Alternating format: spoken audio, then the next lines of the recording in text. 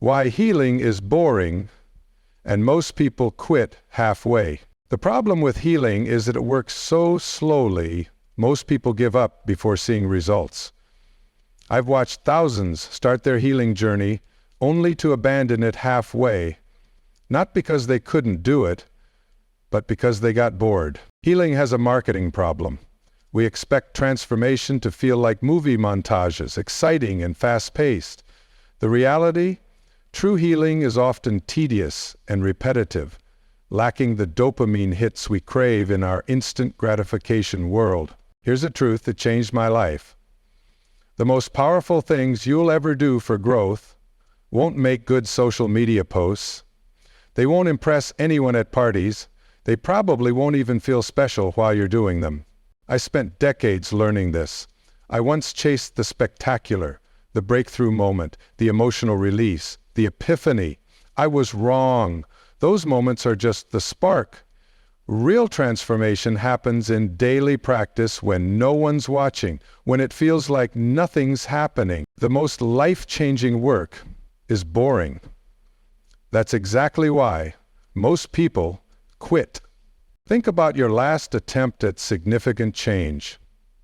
Starting therapy, exercise, diet changes, or meditation. Remember that initial excitement? The honeymoon phase where everything feels promising? That energy carries us through the first days and weeks. But then enthusiasm fades, novelty wears off, practices feel routine. We don't see dramatic results anymore, and without that emotional reward, we wonder if it's working at all. This boring middle is where most people quit, and it's precisely where real healing begins. Our brains are wired for novelty, not steadiness. This served our ancestors well for detecting danger, but works against us in healing and growth. Healing happens in tiny increments. Cellular shifts too small to perceive. Neural pathways slowly rewiring. Habits gradually reshaping. This process is necessarily slow, and slow feels boring to our novelty-seeking brains. I've noticed we've become addicted to the emotional high of starting something new. We collect beginnings like souvenirs, but rarely stick around for endings. Beginnings are exciting. Endings are satisfying. But the middle? The middle is just work. The trap that keeps us stuck is what I call the quick fix fallacy. Our culture conditions us to expect instant results with 7-day transformations and 30-day miracles. These promises aren't completely false. You can experience notable changes when first starting out, but quick initial results create dangerous expectations. They make us believe all progress should feel immediate and dramatic. When we inevitably hit a plateau, we think something's wrong, the method has stopped working, or we're doing something wrong. Rather than stay the course, we jump to something new, chasing that honeymoon phase again. The cycle continues, leaving us with many starts, but few finishes. On a neurological level, beginnings flood our brains with dopamine, rewarding novelty and anticipated success. But dopamine isn't designed to keep firing during repetitive action. It's triggered by change, not consistency. When we hit the boring middle, dopamine drops. Without that chemical reward, our brain questions whether this activity is worth our energy and attention. True healing follows 3 distinct stages. Understanding these has helped me and countless others push through when the journey gets tedious. First is awakening, recognizing something needs to change. Maybe it's a health crisis or quiet realization we can't continue living as we have been.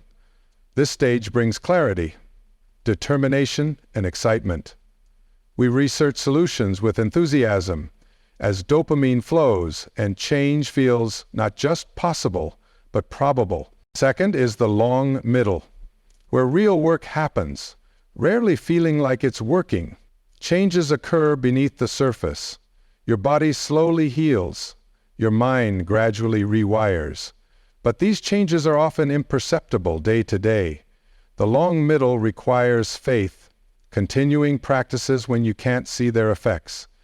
This is where most quit, usually right before breakthrough. Third is integration, where changes finally become visible.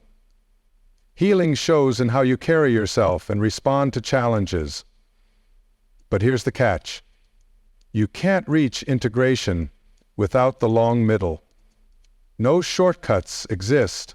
I worked with Sarah, diagnosed with a chronic illness. In her awakening, she attacked her healing plan with vigor. But 3 months later, when initial improvements plateaued, she hit the long middle hard. "Nothing's happening," she said. "I'm doing everything faithfully, but feel stuck." I asked her to trust the process 3 more months, to continue the boring practices without expecting visible results, trusting healing was happening beneath the surface. 6 months later, she called in tears. "I don't know when it happened, but I've felt good for weeks now. The practices that felt pointless are just my life now." That's integration. It doesn't arrive with fanfare, but sneaks up after persisting through the long middle. This boredom barrier is the make or break point for most healing journeys. What makes it so hard to push through? Our culture doesn't value boring. We prize excitement, drama, intensity.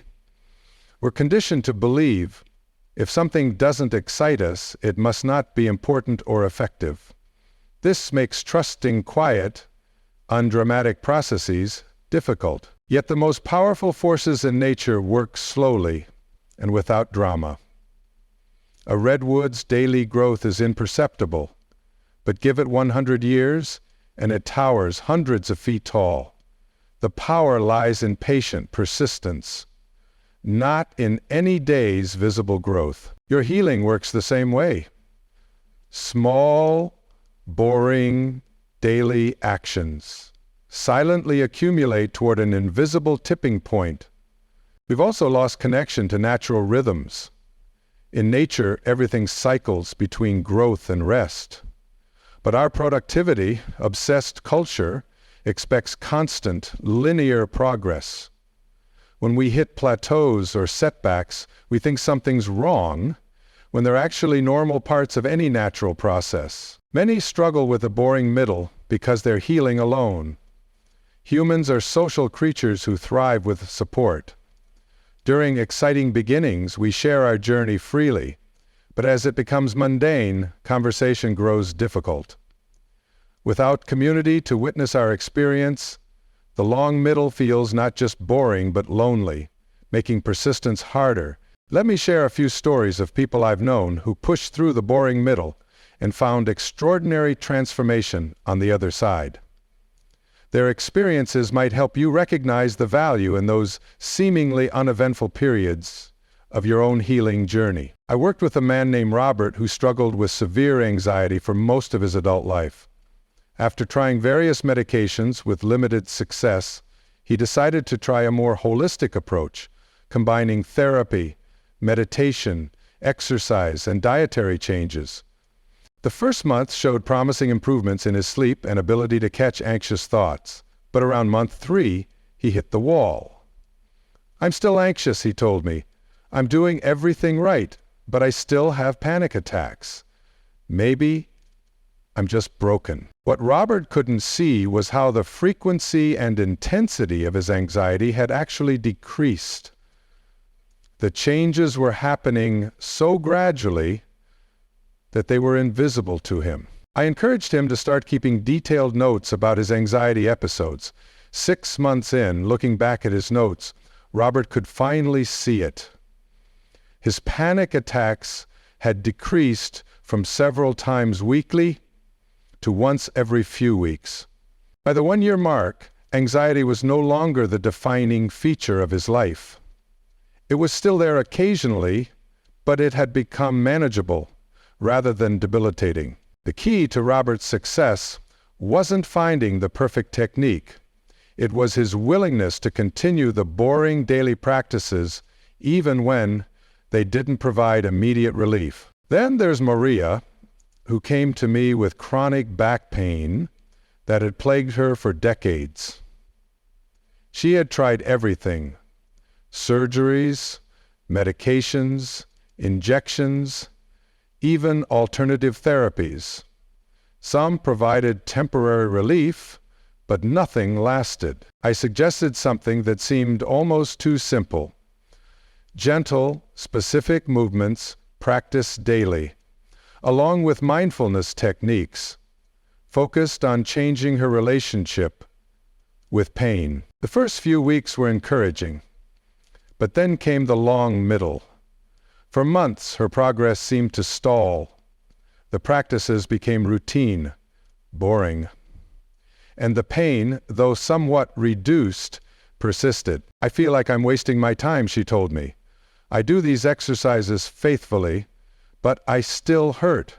What's the point?" The point, as Maria would later discover, was that these boring practices were slowly rebuilding her relationship with her body and rewiring her brain's pain response. After 8 months of consistent, undramatic daily practice, Maria bent down to tie her shoe, a movement that would have caused shooting pain before, and felt nothing. No pain, just normal movement. It wasn't a single day's practice that healed her. It was the accumulation of hundreds of small, boring actions that gradually created a new reality in her body. Another client, James, struggled with emotional regulation issues stemming from childhood trauma. In therapy sessions, he experienced powerful cathartic releases that felt significant and gave him hope. But between those peak experiences came long stretches of mundane practice. Daily journaling, mindfulness exercises, gradual exposure to triggers. This daily work lacked the emotional intensity of his breakthrough sessions. "I feel like I'm just going through the motions," he told me. "Those big emotional releases feel real. This daily stuff just feels like I'm checking boxes." What James didn't yet understand was that those emotional releases weren't where lasting change was happening. The real transformation was occurring in the daily practices that were slowly rewiring his nervous system, teaching his body and brain that he was safe now. After about a year, much of which felt boring and routine, his wife made an observation. 6 months ago, that situation would have sent you into a rage. Today, you handled it with such calm. James hadn't noticed the change because it happened so gradually. The daily practices that felt like just going through the motions had actually rebuilt his capacity for emotional regulation from the ground up. These stories illustrate something crucial about healing. The most powerful transformation often happens when we're not looking, when we're simply showing up day after day for practices that may feel unremarkable in the moment. This brings us to an underrated power in personal growth: consistency. Not flashy, Instagram-washy development, but the quiet power of small actions taken faithfully over time. Consistency is a superpower. In a culture obsessed with hacks and overnight transformations, the person who simply shows up day after day has a massive advantage. Consistency doesn't require exceptional talent or willpower. It doesn't demand feeling motivated every day. It just asks that you show up and do the thing, whether you feel like it or not. This is where healing becomes boring and where it becomes effective. Neural pathways strengthen through repetition. Habits form through consistent practice. Character builds through daily choice. A violin teacher once told me, "The difference between good and great isn't talent. It's willingness to practice boring basics every day. The same applies to healing. The difference between partial recovery and complete transformation is often just continuing the boring basics long enough for effects to compound. Think of water dripping on stone. One drop does nothing. 1,000 drops show no visible change. But enough drops, over time, carve through solid rock. Your daily healing practices work the same way. I've often wondered why some people manage to push through the boring middle while others give up. Is it just a matter of willpower? I don't think so. In my experience, those who persist through the tedium of healing have usually made a key mindset shift. They've found a way to reframe the boring middle as something meaningful, rather than something to be endured. Here's what I mean by this. Let's say you're practicing daily meditation as part of your healing journey. In the beginning, it's novel and interesting, but after a few months, it might start to feel routine, maybe even tedious. At this point, you have a choice in how you frame this experience. You could think, nothing exciting is happening, I'm just sitting here breathing, this is boring, and I'm not sure it's working. Or you could think, this quiet consistency is the very thing that's rewiring my brain. The fact that it feels unremarkable is actually a sign that I'm integrating this practice into who I am. The boredom itself is a kind of success. This reframing doesn't deny the reality of the boredom. It transforms the meaning of the boredom from an obstacle into a signpost of progress. I've also noticed that people who successfully navigate the boring middle have often connected their healing work to deeper values. When your daily practices are linked to something, when the practice itself doesn't. Another helpful mindset shift is moving from goal orientation to process orientation.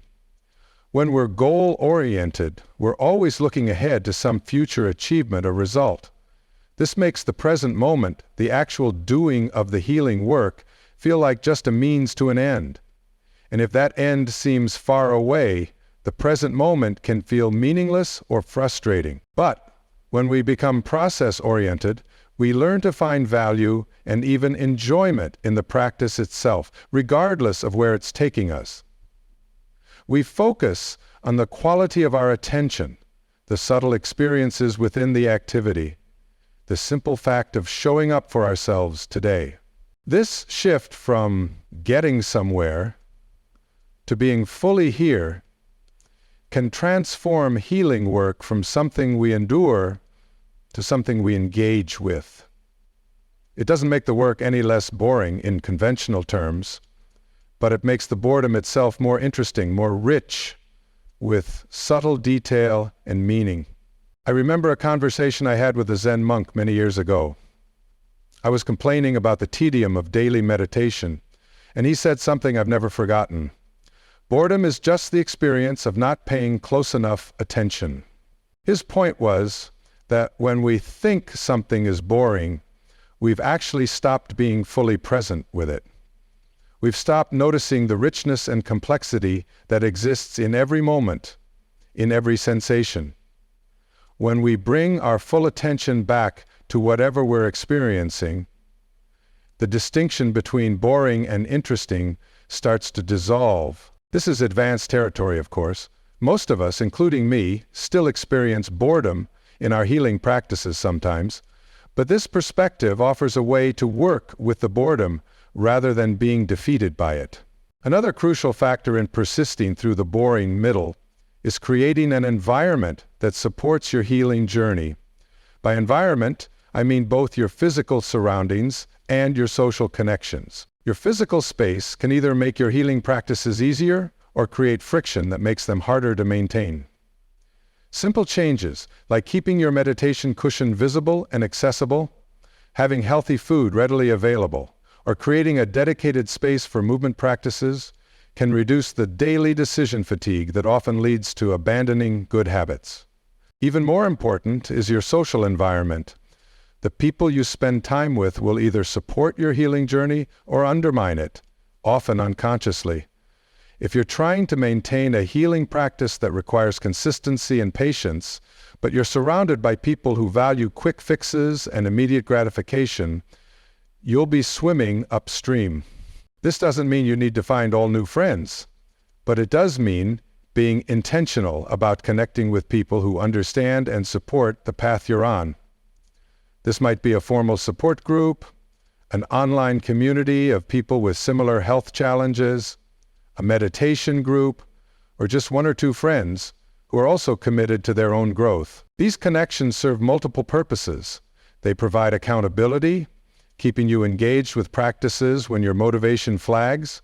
They offer perspective when you can't see your own progress. And perhaps most importantly, they normalize the experience of the boring middle. When you hear others talk about their own plateaus and persistent efforts, you realize that what you're experiencing isn't a sign of failure. It's just part of the process. I've also found it helpful to create small rituals around healing practices to infuse them with meaning, even when they feel mundane. For instance, lighting a candle before meditation, saying a brief prayer of gratitude before taking medication, or playing specific music during physical therapy exercises can help elevate these activities from mere tasks to meaningful rituals. These environmental supports won't make the boring middle any less boring in conventional terms, but they can make it easier to keep showing up for it day after day, which is what ultimately matters. Now let's talk about some practical tools for navigating the boring middle, specific strategies that can help you persist when healing feels tedious or progress seems invisible. One of the most powerful tools is measurement. As I mentioned earlier with Robert's anxiety tracking, finding ways to measure your progress objectively can help you see changes that are too gradual to notice subjectively. Depending on what you're healing, this might mean tracking physical symptoms, emotional states, energy levels, sleep quality, or functional capabilities. The key is to track consistently over time and to measure what actually matters to you, not just what's easy to quantify. When you look back at 3 or 6 months of data, patterns often emerge that weren't visible in the day-to-day experience. These patterns can provide the encouragement needed to continue when your subjective experience isn't yet reflecting the changes that are occurring. Another practical strategy is what I call microgress recognition. This involves deliberately looking for and acknowledging the smallest signs of healing or growth. Maybe you recovered from stress a bit faster today. Maybe you caught yourself before reacting in an old pattern. Maybe you had 5 minutes of genuine ease in a body that's usually in pain. These micro-improvements are easy to dismiss as insignificant, but recognizing and honoring them serves 2 important purposes. First, it trains your brain to look for positive changes rather than focusing only on what still needs healing. And second, it provides small bursts of encouragement that can help sustain you through the long middle. A third practical tool is periodic reassessment of your healing practices. Sometimes what feels like boredom or stagnation is actually a sign that your current approach needs adjustment. Your body, mind, and circumstances change over time, and your healing practices may need to evolve accordingly. This doesn't mean abandoning consistency at the first sign of tedium, but it does mean pausing occasionally to ask questions like, is this practice still serving me? Has my healing reached a point where I need a different approach? Am I challenging myself appropriately, or have I fallen into robotic repetition?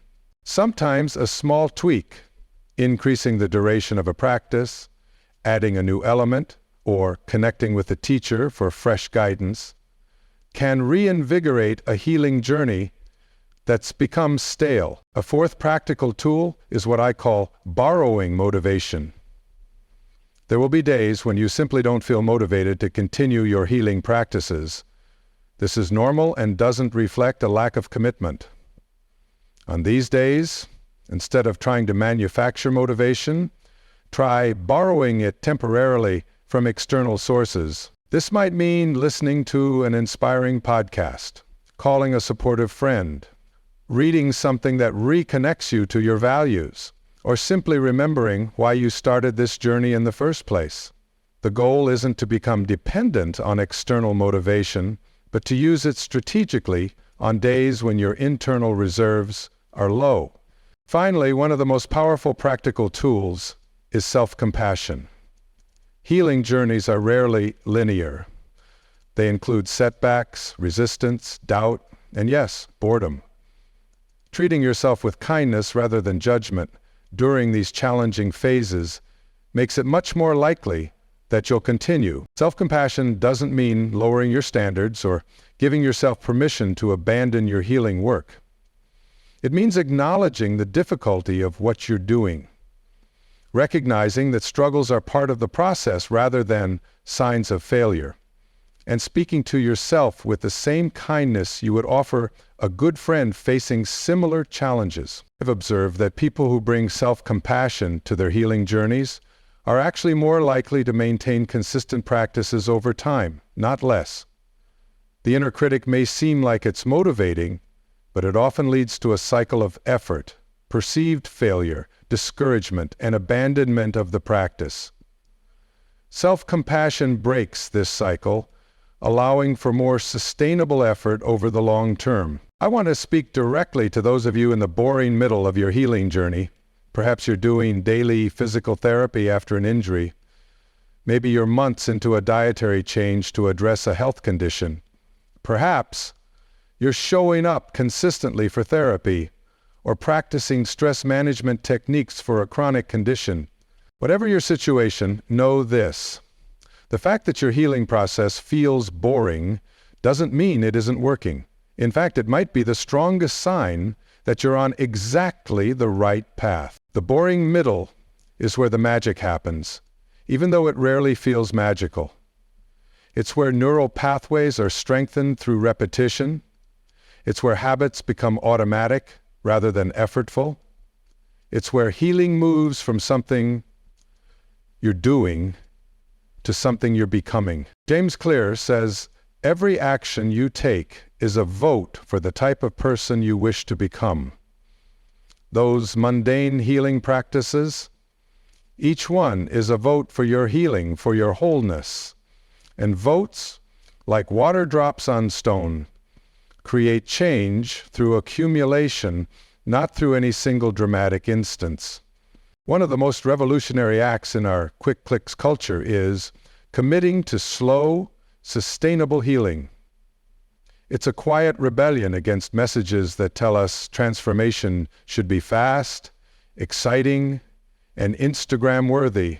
When you show up day after day for practices that don't provide immediate gratification, you're not just healing your condition, you're developing qualities that serve all areas of life. Patience, persistence, trust in process, comfort with uncertainty, and finding meaning in mundane moments. These qualities become part of who you are and continue serving you long after your specific healing process is complete. So if you take nothing else from our time together today, take this. Don't quit in the boring middle. Don't mistake the absence of excitement for the absence of progress. Trust the process, especially when it feels like nothing is happening. Keep showing up for the small, undramatic daily practices that don't make for good stories, but do make for profound healing. The poet Rilke wrote, "Be patient toward all that is unsolved in your heart, and try to love the questions themselves." Healing often requires us to live in the questions, to make peace with not knowing exactly how or when our efforts will bear fruit. It asks us to trust processes we can't always see or feel working in real time. This isn't always easy in a culture that values certainty and immediate results, But there's a profound power in making peace with the uncertain middle phases of any significant growth.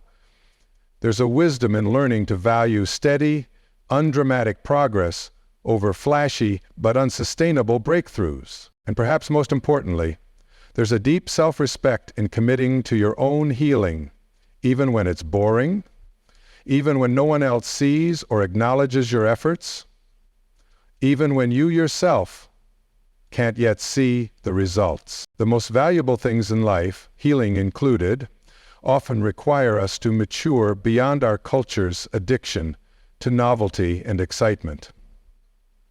They ask us to find meaning and even satisfaction in consistency, in small actions taken faithfully over time.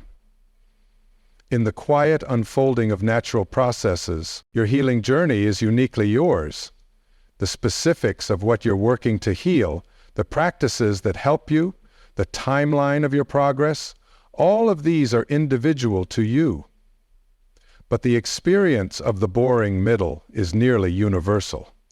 And knowing this can help you persist when that middle feels long and uneventful.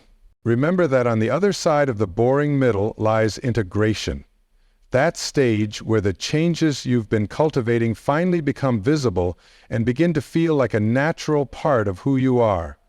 This stage doesn't arrive dramatically, it sneaks up on you gradually, often recognized first by others before you see it yourself. One day you might notice that you've gone weeks without that pain that used to be constant.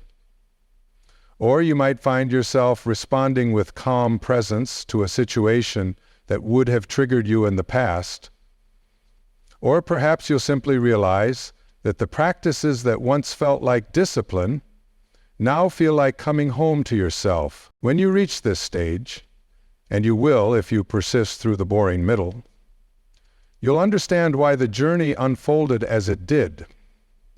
You'll see that the slowness was necessary, that the boring repetition was actually the most efficient path, not despite its lack of drama, but because of it. And you'll have gained not just healing for your specific condition, but a profound life wisdom, the understanding that meaningful change rarely happens in the dramatic moments that capture our attention, but in the quiet persistence that rarely makes it into the highlight reel. So keep going.